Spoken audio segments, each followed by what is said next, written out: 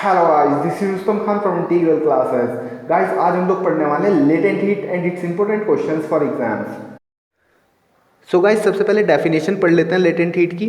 The heat energy which has to be supplied to change the state of a substance is called its latent heat. तो guys, इसका मतलब है कि जब हम किसी सब्सटेंस की स्टेट को चेंज करते हैं, इट मीन्स हम सॉलिड को लिक्विड बनाते हैं या लिक्विड को गैस बनाते हैं, तो उस वक्त जो हम हीट एनर्जी प्रोवाइड करते हैं उस सब्सटेंस को, वो उसकी लेटेंट हीट कहलाती है। सो गाइज, अब हम पढ़ते हैं टाइप्स ऑफ लेटेंट हीट। तो आपका सबसे फर्स्ट टाइप है लेटेंट हीट ऑफ फ्यूजन या फिर मेल्टिंग।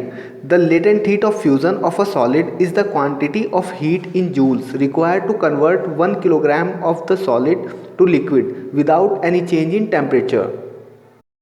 सो गाइज, इसका मतलब है 1 किलोग्राम सॉलिड को लिक्विड में कन्वर्ट करने के लिए जितनी हीट चाहिए होगी वो लेटेंट हीट ऑफ फ्यूजन कहलाएगी।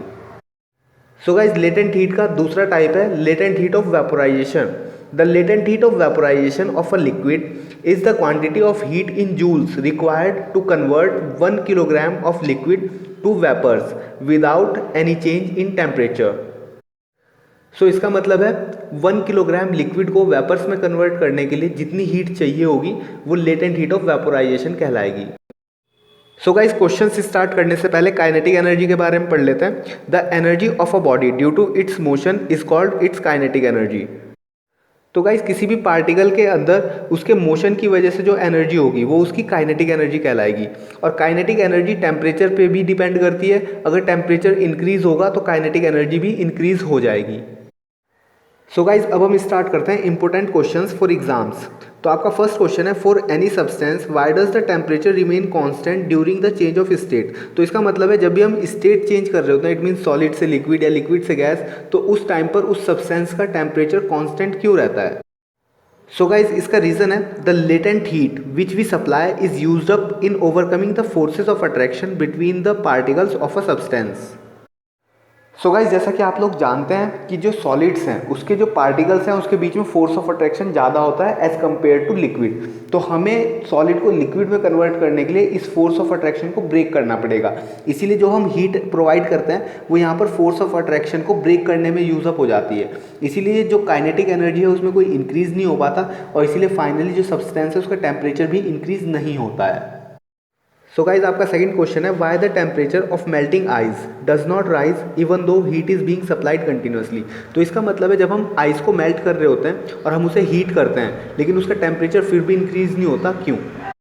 सो गाइज, इसका रीज़न भी सेम फर्स्ट क्वेश्चन की तरह है। जैसे ice is a solid, ice एक सॉलिड है, इसीलिए इसके पार्टिकल्स के बीच में जो फोर्स ऑफ अट्रैक्शन है वो ज़्यादा होगा।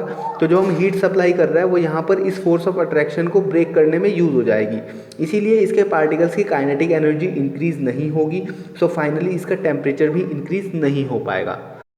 सो गाइज, आपका नेक्स्ट क्वेश्चन है, what produce more severe burns, boiling water और स्टीम। तो इसका मतलब है कि किस चीज़ से ज़्यादा बर्निंग होगी, बॉइलिंग वाटर से या फिर स्टीम से। सो गाइज, इसका आंसर है स्टीम। सो गाइज, इसका रीज़न है स्टीम कंटेन्स मोर हीट। तो जैसा कि आप लोग जानते हैं स्टीम एक गैसियस स्टेट है और बॉइलिंग वाटर लिक्विड स्टेट। तो जब लिक्विड को गैस में कन्वर्ट किया गया होगा तो उसे एक्स्ट्रा हीट दी गई होगी लेटेंट हीट के रूप में।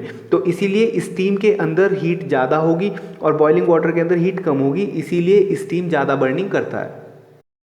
सो गाइज, मैंने यहाँ पर कुछ 2-3 एक्स्ट्रा क्वेश्चंस और लिखे हैं आप लोगों के लिए, तो आप इनको पढ़कर ईजिली समझ सकते हैं।